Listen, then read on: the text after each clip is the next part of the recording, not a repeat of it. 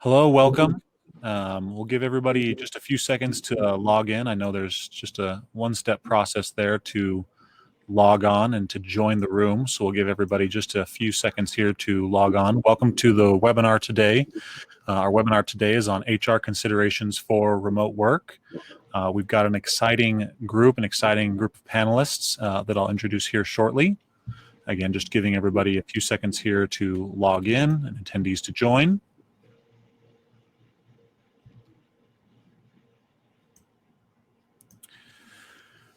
As we get started, and before we dive into our discussion today, just a few quick housekeeping items. Yes, we are recording this webinar, so it will be available to you. We'll send it to you through your email to everybody who registered.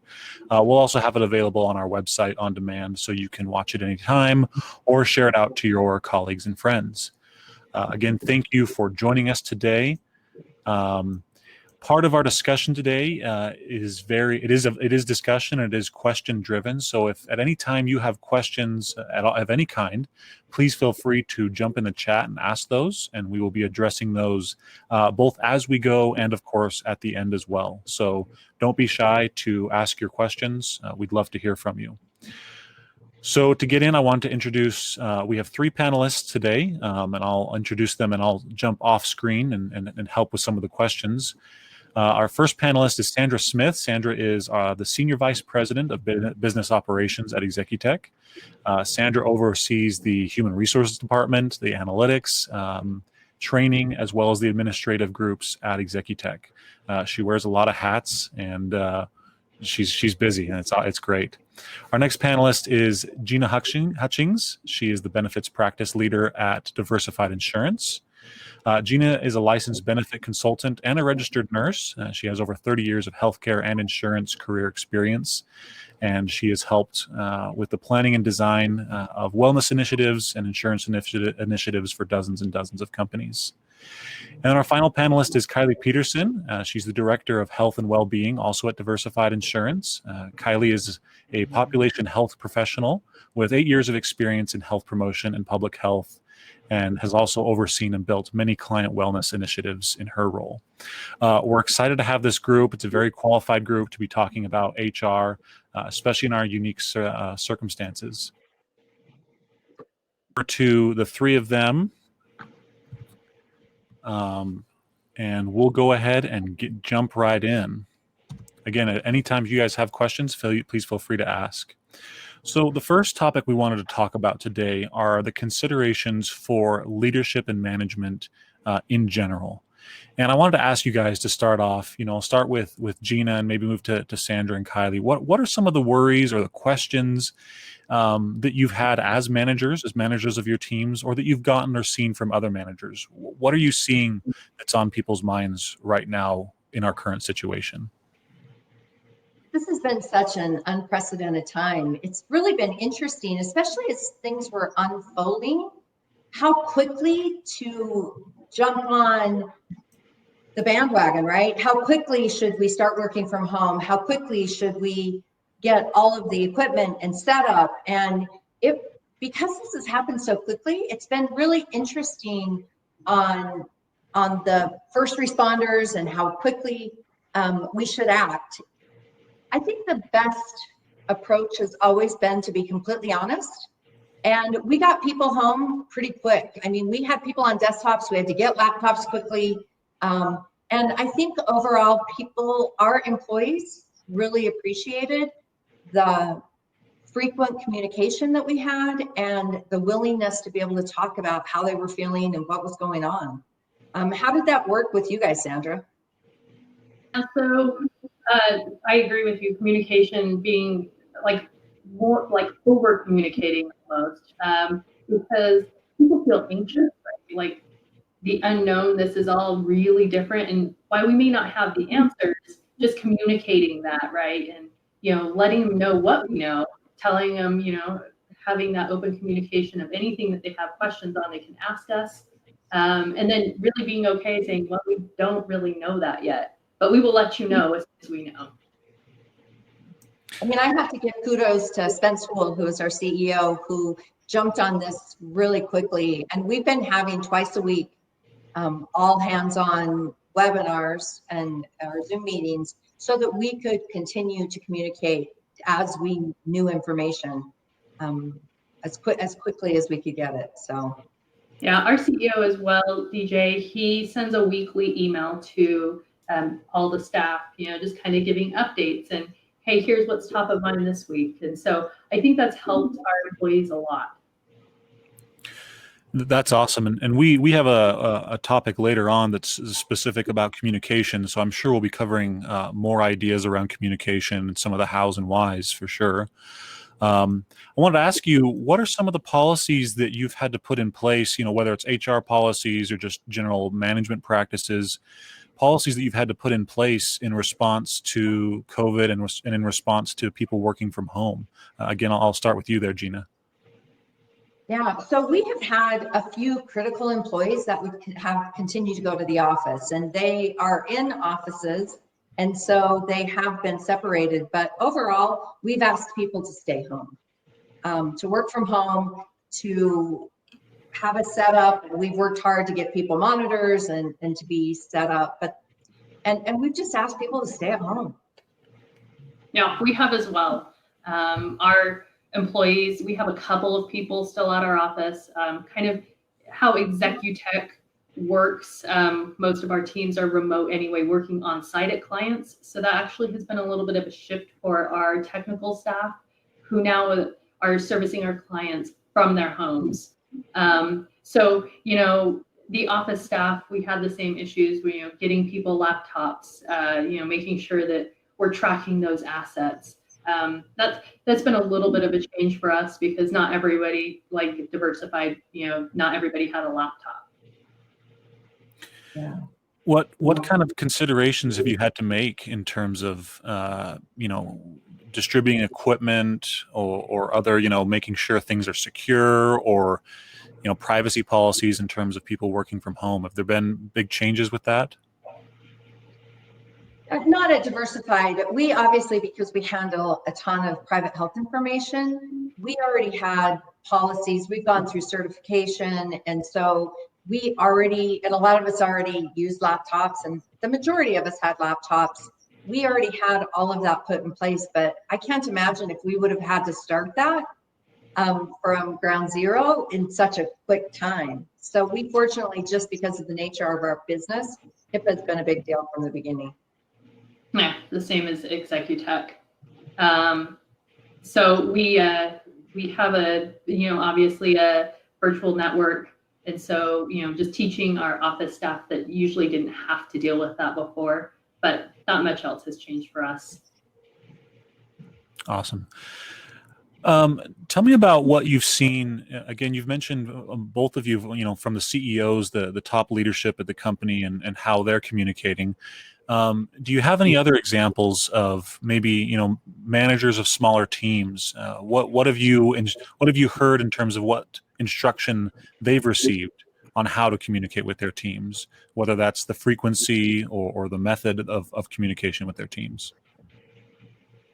We've absolutely encouraged every one of our teams to have at least every couple of days a check-in together as a team. Some of the things we've done that have been really fun too is we've done some games, we've done some fun things to make people more comfortable, and we've gotten to see some sides of the employees that have been really positive. I mean, I listened to a podcast that was really interesting by Patrick Lencioni, I think is his last name. He's the guy that does the 5 dysfunctions of teams.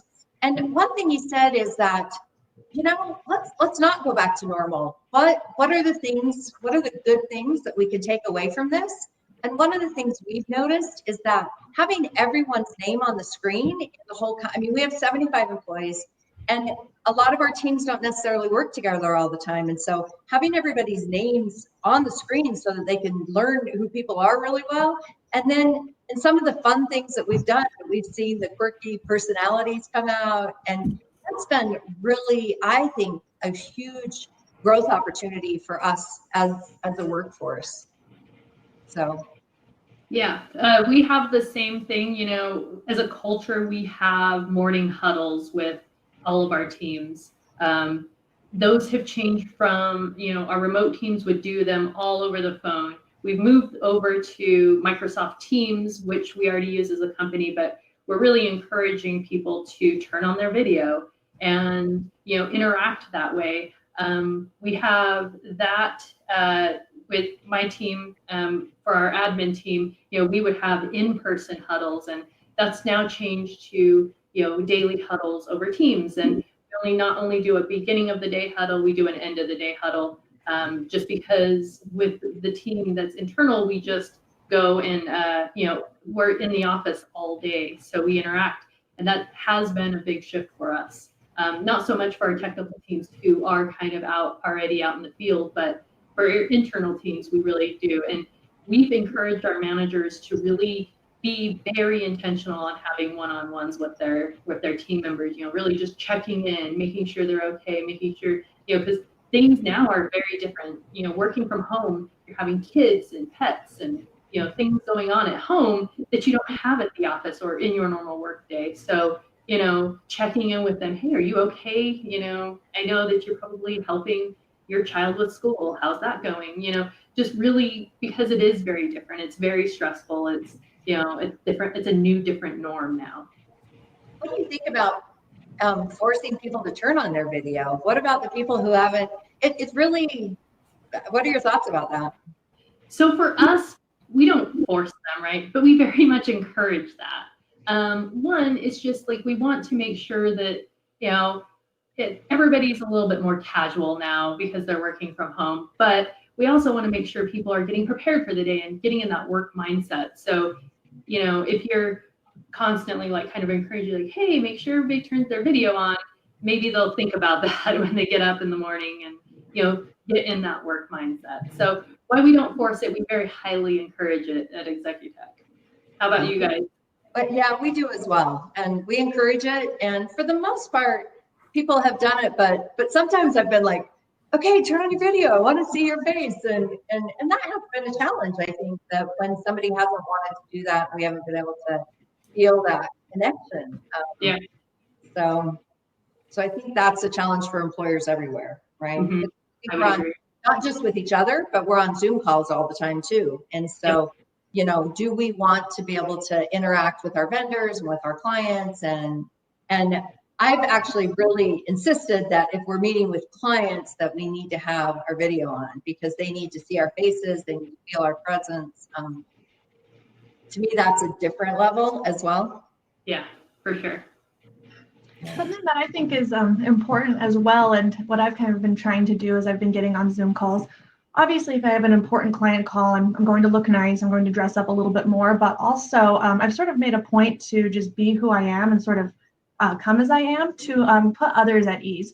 So if I've had, a midday workout and I have a casual call with coworkers or a casual call with a client, maybe I'll still be wearing my workout clothes because I'm wanting to portray kind of this idea that things are different now.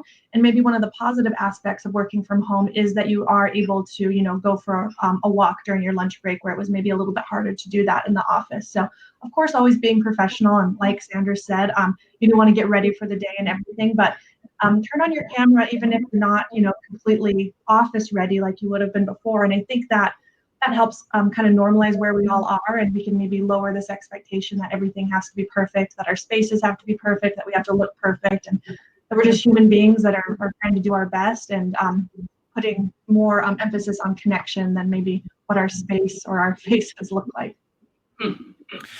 Yeah, Kylie, I appreciate you saying that. I was a little self-conscious about my basement dwelling down here and the rafters that everybody gets to see. So that's good to hear. Great insight, everyone. I wanted to, before I move to the next slide, I wanted to ask kind of the more difficult question around difficult questions. There's a lot of uncertainty just in general for people and their situations, but even certainly for certain companies and organizations.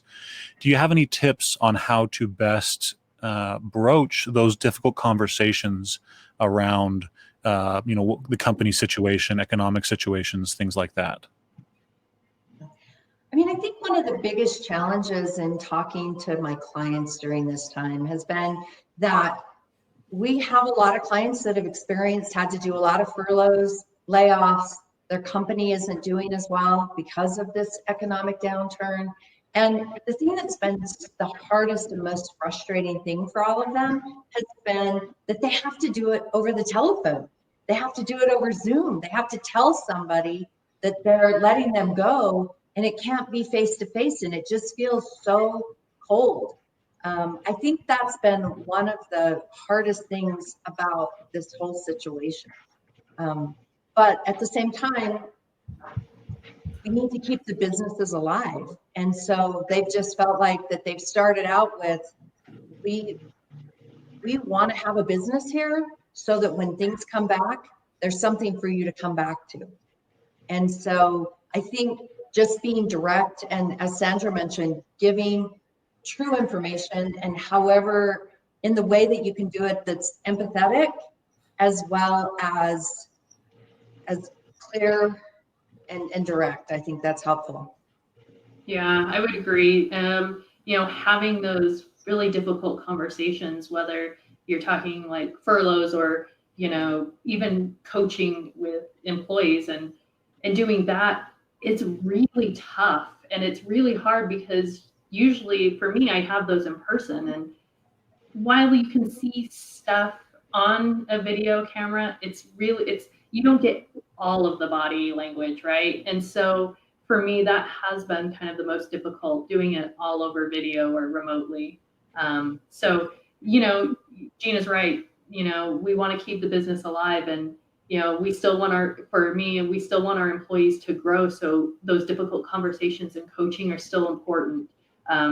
It's just feeling okay, and going back to what Kylie said, not everything has to be perfect, but just being okay that we have, this is our new normal right now, and being okay that we just have to do it over Zoom or any video chat,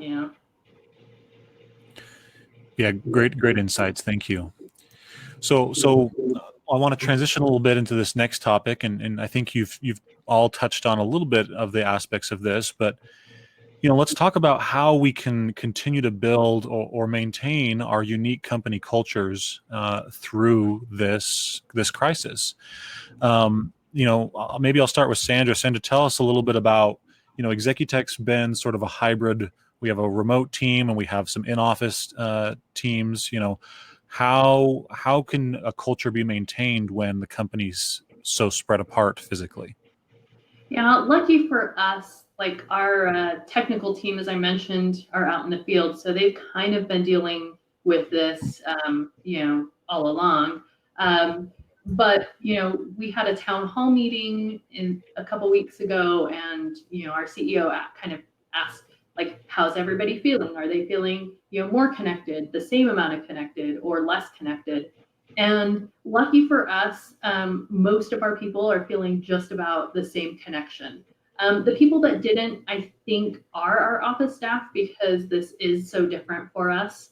But we've really been, for myself and other members of our office staff, we've really tried to maintain, doing fun things. Like we had Friday trivia last Friday, and just trying to do fun things like team building activities that usually we would do together, but with not being able to do that, just trying to come up with creative ways to do that virtually. And to Gina and Kylie, you Diversified Insurance, along with Executech, is an award-winning. You guys have culture awards, top workplace awards. How do you see maintaining what made your culture so great and unique in a work-from-home environment? What do you plan on doing? What do you think is going to work? What has worked so far? So I think a lot of it is, I mentioned before that we have, we've tried to connect twice a week with everyone, and that we've done fun things. And that the whole idea is we've tried to create a supportive environment that allows people to be who they are and still contribute and be able to do their best work. One of the best compliments I always say that I got is that someone said, we all are a bunch of, crazy people that come together, and that we can be ourselves here. And so I think creating those outlets, again, to let people be unique and to show their own unique personalities has been really helpful during this time. Kylie, what do you think? Because you're really involved in the culture of our company. Kylie's been very influential in helping to create a better culture. Something that our company has done that I've really enjoyed is we've used MS Teams like Executech does for a while now. And I don't think a lot of people were very active on it. And now, of course, we're very active and there's a lot of conversations about work. There's a lot of collaboration on there. Where's this document? Can someone lead me to a resource? But something I've really loved is there's been a lot of fun stuff on MS Teams too. So you'll log on in the morning and there will be, yesterday it was, what's your theme song today? And then people posted different YouTube links. And that's definitely our culture, going from it being in person in the office to online. And, people are commenting and you're still getting that, the same senses of humor from people, and that's still being maintained. So whether that's Slack, Basecamp, MS Teams, I think whatever sort of internal communication system that companies are using, now is a great time. I understand that the work needs to be done and that there are still goals and deadlines, but also using those platforms have some fun things going on, whether that's a separate thread or a separate group, sharing recipes, sharing pictures, sharing music, sharing quotes. I think that is a really great way to stay connected, and I very much see our culture coming through in that particular way. Another thing that's been awesome is that some of our team members have struggled and had some big deals besides this hard thing that we're all experiencing. And so some of the other employees have done drive-bys and left baskets and done things just showing we really still care about you and your team cares about you. And I'm so sorry that you're having to do this, go through this difficult time. So I think that's been awesome as well to see. Yeah, that's great to hear. I mean, I know in my department we did a day where wear your favorite sports jersey to the morning call, and everybody got to show off, who they rooted for, and that was fun. I'd love to hear if anybody that's watching in the audience, if you guys have ideas or tips you want to share in terms of what you're doing to maintain morale, maintain culture, build that up. We'd love to see that in the comments, and we can shout that out. I wanted to ask you guys about kind of trust in general. Moving from moving to a remote work environment where nobody's at the office, you don't really see anybody. Trust, I think, is a much bigger factor, and I just wanted to get your thoughts on the role that trust now provides between manager and employee, between colleagues at work. Any comments or thoughts on that? Go ahead. I'll start with Gina. Yeah, it has been interesting because we haven't had a remote workforce in the past. We all came to the office, we all collaborated. It was kind of part of our deal, right? That we're there together and brainstorming together. And so moving to the environment where everyone's working from home and we're having to trust each other. I mean, we have an amazing team, and I've been so impressed how they've stepped up. But there have been moments where I'm just like, okay, I haven't gotten any email from somebody for a while, and are they even working, or what's going on? And then I'm like, okay, Gina, calm down.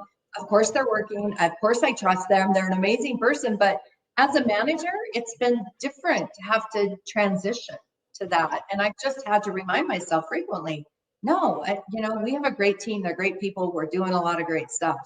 But it's a whole different approach to manage a team remotely. Sandra, you do it more, so let's hear your tips. We do have really great people, but you're right. Going from an in-office where hey, they're here at 8:30 and they're leaving at 5:30, and just knowing that people are having to help their children doing schoolwork during the day. They have to take that half an hour to get their child on that Zoom meeting.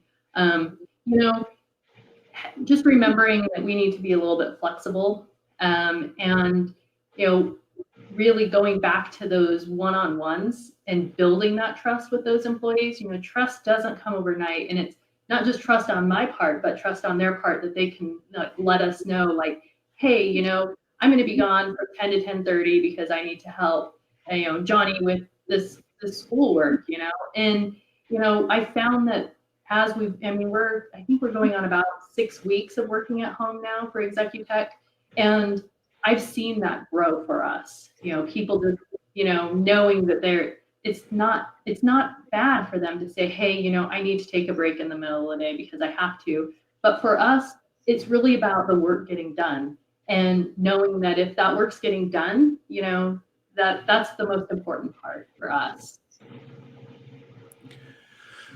We just it looks like Tiffany just shared a couple ideas that they're doing, and there's pajama parties, Netflix parties, virtual happy hours, physical fitness challenges, which Kylie I think is going to get into that a little bit later in just a few minutes.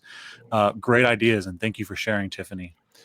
The last question before I move to the next slide, I wanted to ask, and this is maybe kind of a big one, but how do you see things changing once we get back to normal? What will the long-term impact be at your individual companies and your individual teams, but maybe as a whole and across our industries? Is work going to look different, and how so? Gina, I'll have you start again.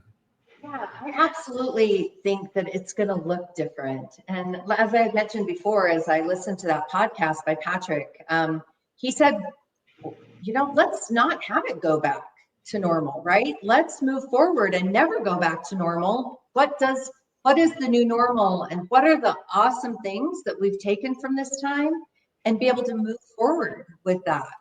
And I definitely think that there's going to be more flexibility in working remotely than we've had in the past. I think that I've just personally been trying to figure out what are some of the things that I've loved the most about this time. And so I want to hear what you guys have to think to say as well, Sandra and Kylie. Yeah, I agree. Going back 2 months ago, 3 months ago, right? Like, we felt like this is how we had to run our business. And we've had, everybody being in the office or whatever for, the office, our office staff, but we've really been able to see the flexibility that we can have. Now we do have everybody have the ability to set up and work from home. So, I agree with Gina, like this, I hope that it changes a little bit, like totally remote, obviously maybe is not the ideal, but, having more flexibility in, people having a little bit more flexibility in just working from home on a regular Tuesday, right? Because they have, the repairman coming, and instead of having to take the day off, we can, be more flexible with that now because we have that infrastructure set up. But I also think that people, just one comment too, Kylie, and I'm sorry, is that what it's also made us realize is how much we miss working together. Yeah, I mean, for sure. I think we've missed that in the interaction. So Kylie, I'm sorry to interrupt. Yeah. Oh, that is okay. I think from an employee well-being perspective, this has really kind of humanized the work experience for a lot of people. And we've been hearing for a long time to have a positive culture, there needs to be genuine care and concern for your coworkers and for your employees. And we've heard that for a long time. And it was sort of just lip service before. And now what I'm seeing both in our organization and the different organizations that we work for is a genuine care and concern for each other that I hope remains when things go back to normal. People checking in with each other. Hey, I know you're going through a hard time, or how was your work week? I'm checking in with coworkers that I don't typically check in with just to see how they're doing. And I hope when all of this is over, we'll continue to do that. And it's also been a great experience to see people's homes, and it's been very interesting. And I think it's a good reminder that we're all people. We all have a lot going on in our lives, and it's a good reminder to have grace with each other and really look out for each other. I've really enjoyed that and hope we can maintain that. Thank you, Kat. That's great insight. There's definitely silver linings to this. We had a question I wanted to throw out there. It sounds like many companies, this was asked by Anthony, many companies are having their monthly salary rises or annual revisions. Do you think the situation will affect those bumps that would come in pay? And I hope I'm interpreting that question right, Anthony. So I guess I'll start with Sandra. How do you see this situation impacting annual reviews and consequently bonuses, raises, promotions, things like that? At Executech, we've been encouraging people to still do their annual reviews, right? Like for us, part of our company culture is feedback. Feedback is a gift. And we constantly tell our employees that. So I would hate for our managers to put off people's annual reviews until things get back to normal, right? So I've really encouraged our managers to continue to do those annual reviews. But on the financial side of our company, we want to be responsible, right? We want to make sure that you will still be in business. So, we look at raises on a case-by-case basis, and some people will get them and some people will have to wait until, later on in the year until, things kind of get back to normal. So I think, it will affect companies differently, but I think that you have to look at, because overall we just want to keep our businesses in business. And so being prudent with that is, very encouraged, I think. I absolutely think so. And I've seen, because we have a lot of different clients, I've seen a lot of different reactions where people are just taking rather than laying people off, they're taking across the board reductions for temporary time, and some that are having to lay people off. And we have quarterly review process, and with that feedback, we've never called it a gift, Sandra, but I love that. To hear that feedback is a gift, because it truly is. And we've encouraged people to continue to set their quarterly goals and be able to have that as well. But I think also as employees and as citizens of a company, we also have to realize that we're going to potentially have to make some financial sacrifices during times when our revenues go down. I mean, you can't continue the same practices if you don't have the same money coming through the door. And so I think everybody, we all have to sit back and be understanding of that and of the goal to keep the company going. And I think that's important. Great, thank you. We've had kind of a follow-up question from Tiffany, who says that our firm has had to do a company-wide pay cut or 20 to 50%. How do you encourage employees to maintain culture and keep them wanting them to stay involved in the organization? And let's go to Sandra first for that. That's tough. And fortunately for Executech, we haven't had to do that. I would always just kind of focus on all the positives that the company is doing. It's tough. It's tough to have to cut people's pay, and that really is on the individual, right? And try to bring that vision of we're doing this for the group, for the company, so that we can keep people employed. And it's tough because it hurts people's individual pocketbooks. So that's a tough question. I mean, I don't know if Gina, if you've seen, on some companies that you guys work with, this happen. Yeah, I mean, we have a lot of companies that are doing that exact same thing, that they're reducing, and they're just trying to reiterate that it is temporary, that we have to make sacrifices in the meantime, and so that we can keep the company going and the doors open, and that hopefully we'll be able to get people back to their normal salaries within several months time. Most of them have not given like a date yet, because we don't know yet. We don't know how long we're going to have to stay in. We don't know how long our revenues are going to be reduced. But I think you have to just create that we're in this together, and we've got to weather it together. Yep. Kylie, did you have any thoughts you wanted to add? Not directly, because I'm not in a management role, but I have read a lot of thought pieces in both, business and HR, and kind of like what we were talking about earlier. I think transparency, letting employees know why it's happening, how long it's going to happen. I think maybe at this time there's almost not too much information that can be given.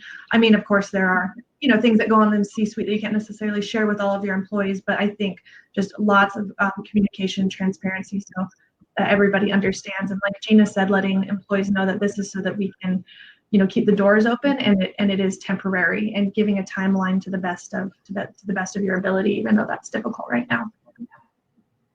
Thank you. Yeah, definitely not an easy question, but thank you for bringing that out, Tiffany.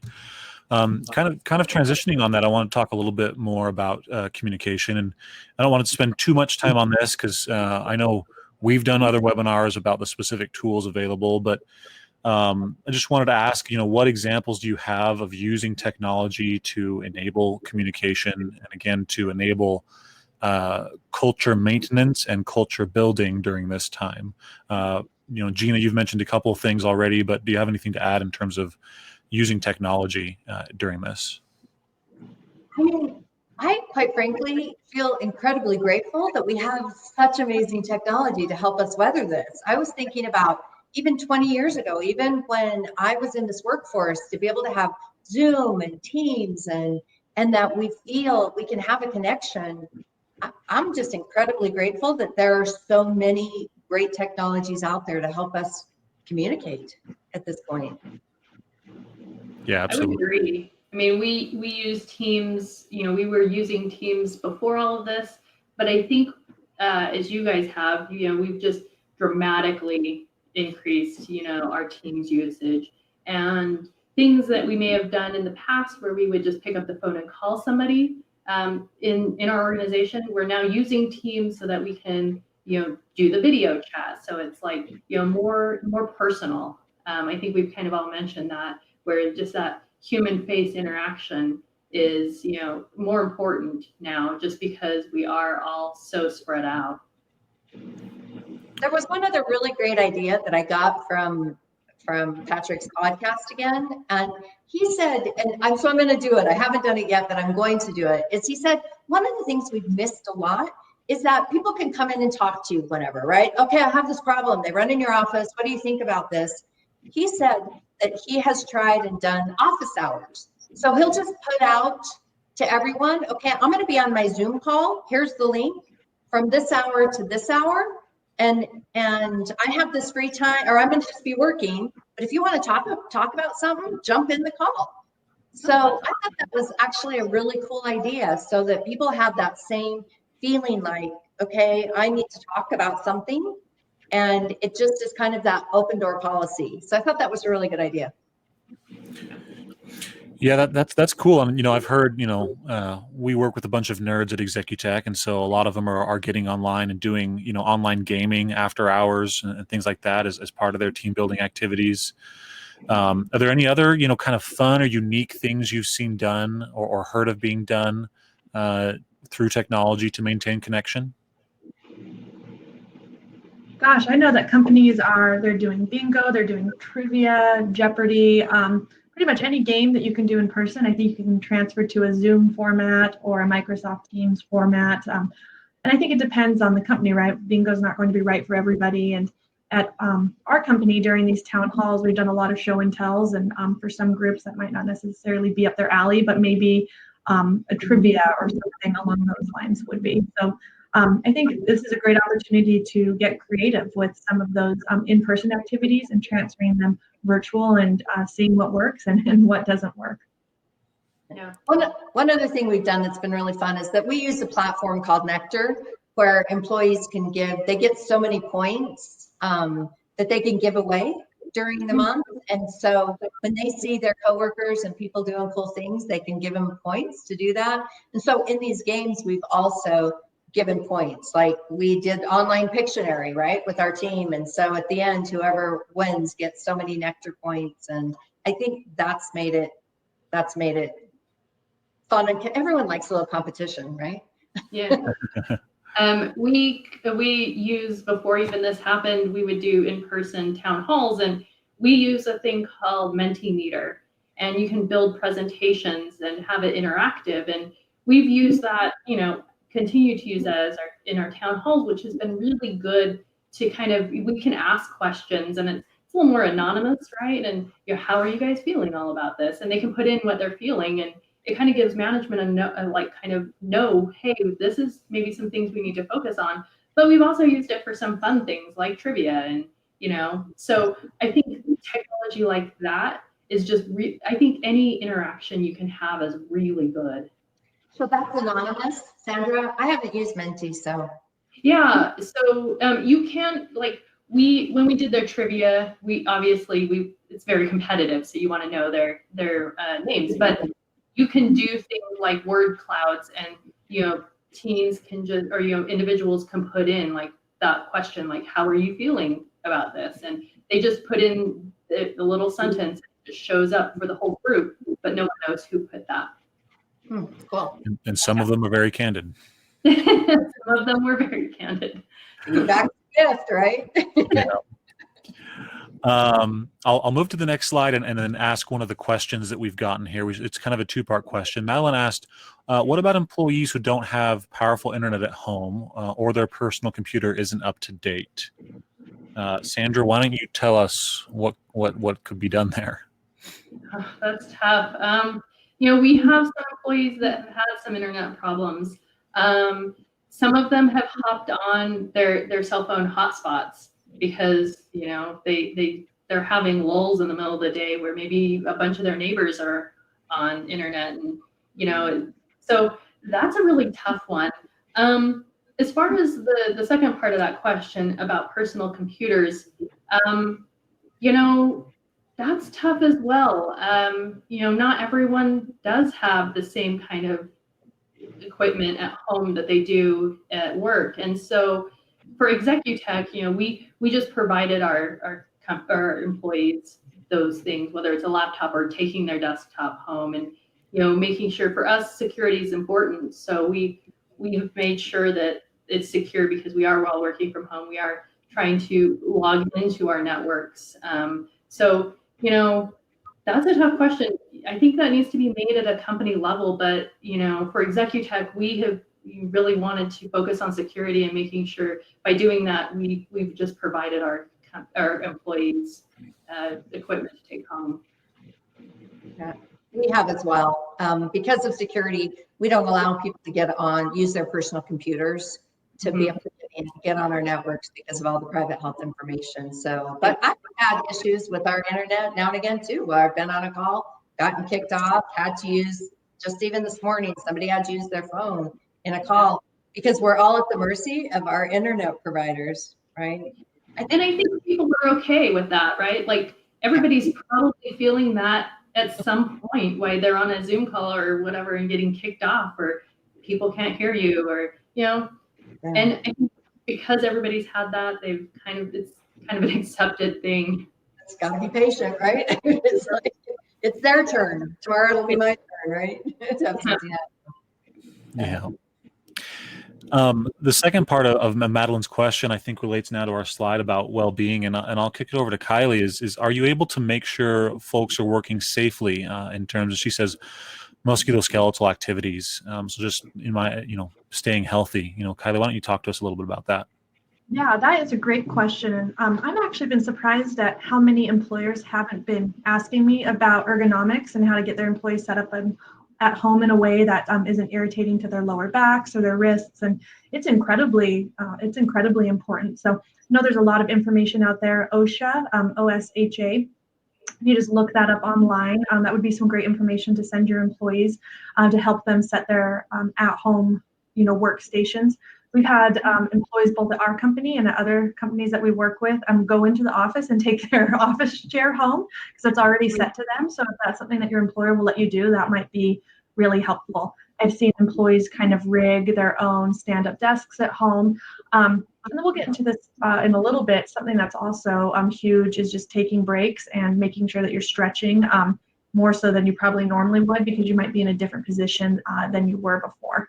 So as an employer, sending out that information to employees with some good, ergonomic tips and tricks. And then as an employee, making sure that you're taking breaks and that you're stretching and you're not, sitting in the chair for 4 hours straight, which you wouldn't want to do in the office anyway, but especially at home, since you're probably in a little bit of a less comfortable position, it makes it even more important. Thank you. So yeah, a few more questions around wellness and well-being in general. Kylie, and for Sandra and Gina as well, how has your view of employee wellness and well-being changed in the past 5 to 6 weeks as we've transitioned? Yeah, Kylie? it has been fascinating. In January, I was working with a lot of our groups, especially those that are in the Silicon Slopes area. We're looking at recognition. We're looking at talent attraction, keeping good employees. What sort of wellness benefits can we offer to help employees? Do we need to pay employees more? Do we need to give them longer maternity and paternity leave? And it was all about retention benefits. You know, the economy is doing really well. Companies, most of our clients, you know, are doing well. They're profitable, and it's just been a huge pivot to emotional and mental well-being. Something that I've noticed in this transition is that our clients that seem to be handling this the best had invested in their employees' emotional well-being long before the pandemic. So whether that was a robust EAP, an EAP add-on, meditation sessions, support groups that they were already maybe hosting, those employers seem to have kind of weathered the storm a little bit. So we've been talking a lot about stress management, emotional well-being.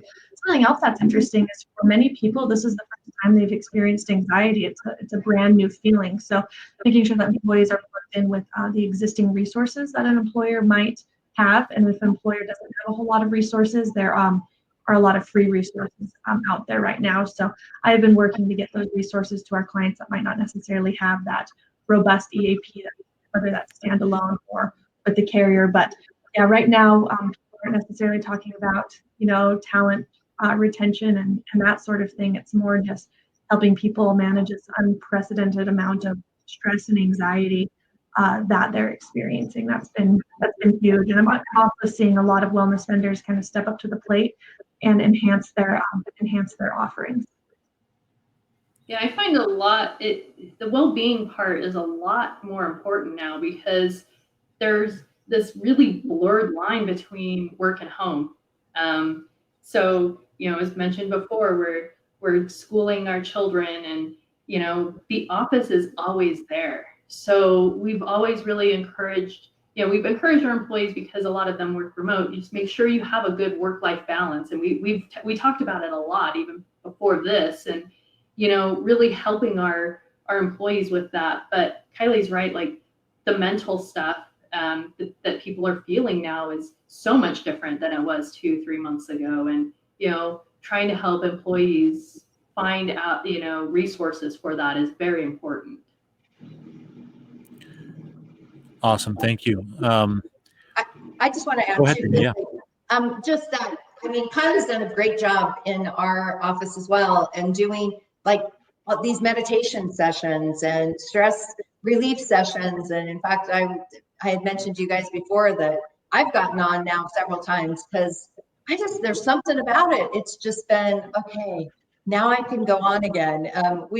There was a terrific presentation that Lindy Bernard or something she did yesterday. And one of the things that I took away from that I thought was amazing is that I think it's so important for everyone when you start feeling that to just take a big breath, right? And to sit back and stop. There was Craig Manning did another presentation that I sat in on, and there's this word called rumination, right? In fact, I love that word because it so accurately, you can feel it when you just get uptight and anxiety, and to be able to live in the present with a forward focus, right? To say, okay, this is where we are today. This is what we have control of today. And I'm going to do the best I can today with just that forward focus rather than catastrophizing everything. And so I think there's just a lot of these tips that with this information, we can help all of our employees as well as ourselves to be able to stay calm through all of this and take it as it comes, right? We have to have mental strength during all of this. Yeah, absolutely. I'll throw this to all three of you. I know we're running through time here, so I'll just have a few more questions. What is a good approach for kind of sussing out an employee's needs? You know, obviously you want to have a conversation with them, but what are some appropriate and good ways to assess where an employee's at and then how to address it? Kylie, do you have any thoughts on that? Yeah, something that I've been encouraging our groups to do is to create an anonymous survey that's just around emotional well-being and how employees are managing stress, because you can get an employee in a one-on-one or a small group and say, hey, how are you doing? How are you holding up? And people might not always feel comfortable answering honestly. So, and this is something I'm putting together for our employees right now too. What sort of resources would you like to see? Do you have any feedback or comments on maybe some different well-being resources or anything like that, just something that could be handled differently that would be more beneficial to you? And I think maybe that anonymity, how do you say that word? Like what Sandra was mentioning before, that might give employees the opportunity to say, this is something I'm really struggling with. And if one employee is struggling with it, it's possible that more than one employee is struggling with it. So definitely keeping up those one-on-ones and those frequent check-ins. And I feel sometimes too, we can be a little bit serious with our check-ins. Hey, how are you doing? Things are so tough. I know you've got this going on. I think that we can all also try and make some things lighter, whether that's a text message or in the middle of another conversation, hey, how are things going? By the way, the last time we spoke, this was going on. I think if we can bring a little levity to it, then these, how are you doing conversations won't seem so intense. I know for some employees that they can back off from that a little bit. So asking in a variety of ways and asking often. Yeah, and as part of our check-in with our employees, like I mentioned before, like how are you feeling? We've also asked like, what can Executech do for you? And again, it's anonymous, so we hope that they're being honest with us and just kind of saying like, what is it from whether it's like resources for anxiety management, like those are things that we can invest in now for our employees to help them along during this time. Thank you. Any other thoughts, Gina? No, I think they're exactly right. We just need to have resources. And I think sometimes you just get a feel too with people that you can just tell maybe things aren't okay, and doing individual special reach out, to them to let them know what the resources are and that you're there for them, I think is important right now. And asking like, what is it that you need specifically, if they are struggling, and have them to tell you, like, instead of you throwing ideas or here's some resources, asking them, hey, can you send me maybe a personal plan for you to help you out? Yeah. We're running close on time here, so I'm just going to skip a slide and go to this resources section. Each of you contributed one of these. Let's actually start with the top with Gina, and then Sandra, and then Kylie. Just mention what these are and what somebody could expect to find at these links. Yeah, so on the first link, we've just created a site where we've done webinars. We have lots of documents on how to handle the FFCRA, how to handle the laws that have been passed through. And there's just a resource section there for you to go to. And if anyone has any specific questions, please feel free to reach out to us. Yeah, I love that link. I've used it, because, we're a diversified partner. But the second link is one just to the Department of Labor. And it's a lot of, government information, but there's been a lot of acts passed, the Family First Coronavirus Response Act and the Paycheck Protection Program, the CARES Act. And that's a good resource to kind of find all of that information and how that impacts your business. And then that bottom link there, wellcoa.org. WellCoa is the Wellness Council of America. It's an organization that provides resources and helps employers manage their employee wellness programs. It's I feel specifically targeted towards HR professionals. And there's a lot of great information on that website. They've put together a free toolkit for employers with different well-being resources that I've been referencing often and directing our clients to often. So definitely a great thing to check out if you're looking for some ideas on how to keep your employees healthy right now. Awesome. Thank you. And we will, of course, send those links out with the recording of this webinar when this is all done. If there are any other questions from the audience, if you guys want us to throw them in the chat, otherwise we will wrap up. Thank you so much to our panelists, Gina, Sandra, and Kylie. It was great. It was great to hear from all of you. Again, we will have this recording available soon.